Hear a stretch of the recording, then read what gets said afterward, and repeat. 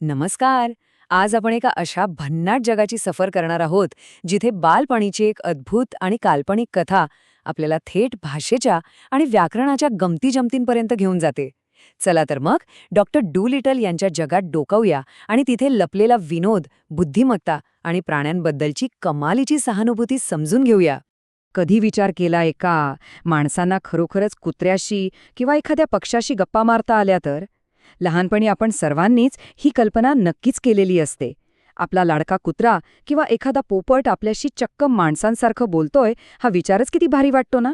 याच एका साध्या पण अत्यंत कल्पक विचारातून एका जगप्रसिद्ध कथेचा जन्म होतो. कथेच्या सुरुवातीला आपली भेट होते डॉक्टर जॉन डुलिटल यांच्याशी. हे तसे माणसांचे डॉक्टर. एकदा कॅट्स फूड मॅन नावाचा एक माणूस त्यांच्याकडे उपचारासाठी येतो. पण बोलता बोलता तो डॉक्टरांना एक भन्नाट सल्ला देतो. तो म्हणतो, डॉक्टर, तुम्हाला माणसांपेक्षा प्राण्यांची जास्त जाण आहे. तुम्ही प्राण्यांचे डॉक्टर का नाही होत? आणि बस, हाच तो टर्निंग पॉइंट ठरतो जिथून डॉक्टरांचं संपूर्ण आयुष्यच बदलून जातं.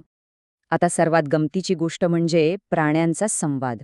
प्राण्यांना आपली बोलण्याची भाषा येत नसली ना, तरी ते त्यांच्या भावना अतिशय स्पष्टपणे मांडू शकतात. एखादा कुत्रा कसा आनंदाने उड्या मारतोय किंवा मांजर कशी घाबरून कोपऱ्यात बसलीये हे आपण सहज ओळखतो. भीती, आनंद किंवा राग हे सगळं प्राणी त्यांच्या देहबोलीतून म्हणजेच बॉडी लँग्वेजमधून अगदी अचूकपणे पोचवतात. शब्दांविना चालणारी ही खऱ्या अर्थाने एक खूपच प्रगल्भ भाषा आहे. विभाग 1. पक्ष्यांची गुप्त मुळाक्षरे, प्राण्यांच्या भाषेचा उलगडा.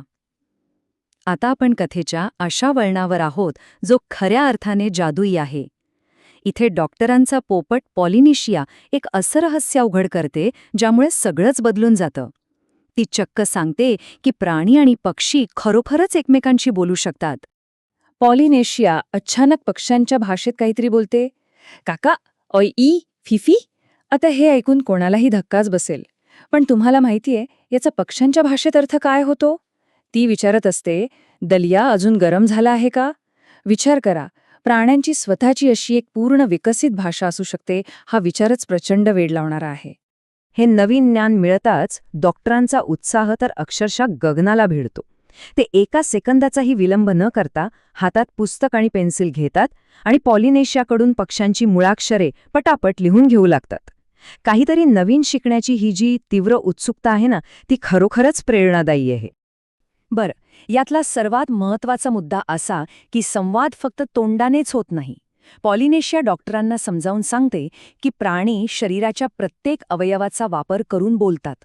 उदाहरणार्थ, कुत्रे काही विचारायचं असेल तर त्यांच्या नाकाचा वापर करतात. कान हलवणे, पाय हलवणे किंवा शेपटी वेगाने हलवणे हे सर्व त्यांच्या भाषेचेच भाग आहेत. मघाशी आपण पाहिल्याप्रमाणे समजा एखादा कुत्रा आपला कान खाजवत असेल तर तो कदाचित विचारत असतो की काय रे, पाऊस पडायचा थांबलाय का? विभाग 2. प्राण्यांसाठी दवाखाना, प्राणीजगतावर उपचार. आता ही प्राण्यांची भाषा पूर्णपणे आत्मसात केल्यानंतर डॉक्टर डुलिटल यांनी माणसांवर उपचार करणं कायमचं सोडून दिलं आणि ते पूर्ण वेळ प्राण्यांचे डॉक्टर बनले. इथून त्यांच्या आयुष्यातला एक नवीन आणि अत्यंत यशस्वी अध्याय सुरू होतो. डॉक्टरांच्या यशाचा आलेख पाहिला ना, तर त्यांची प्रगती थक्क करणारी आहे. आधी ते पक्ष्यांची भाषा शिकतात. त्यानंतर एका नांगरणी करणाऱ्या आणि ज्याला नीट दिसत नाही अशा घोड्याला ते चक्क हिरवा चष्मा देतात. त्यांच्या उपचार पद्धती इतक्या अचूक ठरतात की अल्पावधीतच ते प्राणी जगतात, जगभर प्रसिद्ध होतात. आणि आता हे बघा, हे जितकं मजेशीर आहे तितकंच हृदयस्पर्शी सुद्धा. डॉक्टरांकडे येणाऱ्या प्राण्यांची संख्या इतकी वाढली की त्यांनी प्रत्येक प्राण्यांच्या आकारानुसार त्यांच्यासाठी वेगळे दरवाजेच बनवून घेतले. म्हणजे बघा, घोड्यांसाठी मोठा मुख्य दरवाजा, गायींसाठी बाजूचा दरवाजा आणि उंदरांसाठी चक्क तळघरात जाणारा एक छोटासा बोगदा. हे डॉक्टरांची प्राण्यांप्रती असलेली अपार करुणा आणि विचारशीलताच दाखवून देतं. विभाग 3. भाषेची रचना, कल्पनेपासून इंग्रजी भाषेच्या मूलभूत घटकांपर्यंत. प्राण्यांच्या या अद्भुत दुनियेतून आपण आता एका वेगळ्या पण तितक्याच रंजक विश्वात प्रवेश करतोय.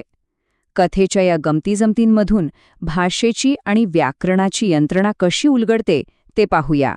इंग्रजी भाषेची रचना समजून घेण्यासाठी मी एक छोटासा प्रश्न विचारतो. सिव्हिक आणि रेडार या 2 शब्दांमध्ये नक्की काय साम्य आहे? जरा लक्ष देऊन पाहिलं तर यातली एक खूप मस्त भाषिक गंमत तुमच्या लक्षात येईल. आणि त्या गमतीचं नाव आहे पॅलिंड्रोम. पॅलिंड्रोम म्हणजे असे शब्द किंवा वाक्य जी तुम्ही डावीकडून उजवीकडे वाचा किंवा उजवीकडून डावीकडे, ती अगदी सारखेच राहतात. मगाशी पाहिलेले सिविक आणि रेडार ही त्याचीच उत्तम उदाहरणे आहेत. भाषेसोबत खेळण्याचा हा एक किती कल्पक मार्ग आहे ना. पॅलिंड्रोमची काही अतिशय सुंदर उदाहरणे पाहूया. नमन आणि नितीनसारखी नावे तर आपण नेहमीच ऐकतो, पण स्टेप ऑन नो पेट्स किंवा इवा कॅन आय सी बीज इन अ केव्ह यांसारखी संपूर्ण वाक्ये जेव्हा दोन्ही बाजूंनी सारखीच वाचली जातात, तेव्हा इंग्रजी भाषेचं सौंदर्य खरंच अधिकच खुलून दिसतं. आता कथेत नवीन शब्द कसे तयार होतात हे शिकण्यासाठी कंपाऊंड वर्ड्स म्हणजेच जोड शब्दांचा वापर खूप छान प्रकारे केलाय. याचे 3 मुख्य प्रकार असतात. हायफनेटेड, जिथे शब्दांच्या मध्ये छोटी रेघ असते, जसं कॅट्स फूडमॅन. ओपन, जिथे 2 शब्दांमध्ये जागा असते, जसं बर्ड लँग्वेज. आणि क्लोज्ड, जिथे 2 शब्द पूर्णपणे एकत्र येतात, जसं फ्लावर पॉट्स. या अशा शब्दांमुळे भाषेतील शब्दसंग्रह किती झपाट्याने वाढतो हे लगेच समजून येतं. या व्यतिरिक्त ही कथा आपल्याला पूर्ण वर्तमान काळ म्हणजेच प्रेझेंट परफेक्ट टेन्स चा योग्य वापर कसा करायचा हेही अगदी सहज शिकवून जाते. मगाशी पाहिलेल्या हॅज स्टॉप्ड रेनिंग सारख्या वाक्यांमधून आपल्याला हे समजतं की पाऊस पडायची कृती नुकतीच पूर्ण झाली आहे, पण तिचा प्रभाव अजूनही जाणवतोय. म्हणजे बघा, गोष्टीच्या ओघात व्याकरण शिकण्याचा हा किती नैसर्गिक आणि सोप्पा मार्ग आहे. विभाग 4, खऱ्या लगातील प्राण्यांबद्दलची सहानुभूती. डॉक्टर डूलिटल यांची करुणा आपल्या जीवनात आणणे. चला, आता आपण कल्पनेच्या जगातून थोडं वास्तवात येऊया. डॉक्टर डूलिटल यांची प्राण्यांबद्दलची ही जी करुणा आहे, ती फक्त एका पुस्तकापुरती मर्यादित न राहता ती आपण आपल्या खऱ्या आयुष्यात कशी आणू शकतो हे पाहणं खूप गरजेचं आहे. तुम्हाला हे जाणून कदाचित आश्चर्य वाटेल की भारताच्या अगदी प्राचीन इतिहासातही डॉक्टर डूलिटल यांच्यासारखीच प्राण्यांबद्दलची काळजी आणि सहानुभूती पाहायला मिळते. आयुर्वेदामध्ये, विशेषतः चरकसंहितासारख्या प्राचीन ग्रंथांमध्ये प्राण्यांची वैद्यकीय काळजी आणि उपचारांबद्दल अत्यंत सखोल मार्गदर्शन केलेलं आढळतं. म्हणजेच प्राण्यांचा आदर करण्याची आपली ही संस्कृती खूप जुनी आहे. मग आपण रोजच्या जीवनात ही करुणा कशी जपू शकतो?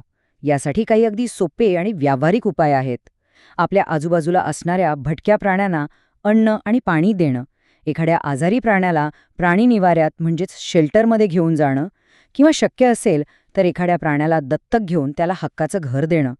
आपल्या या छोट्या छोट्या कृतींमधून आपण मुक्या प्राण्यांना खूप मोठी मदत करू शकतो. आणि आता या चर्चेच्या शेवटी हा एक अतिशय विचार करायला लावणारा प्रश्न.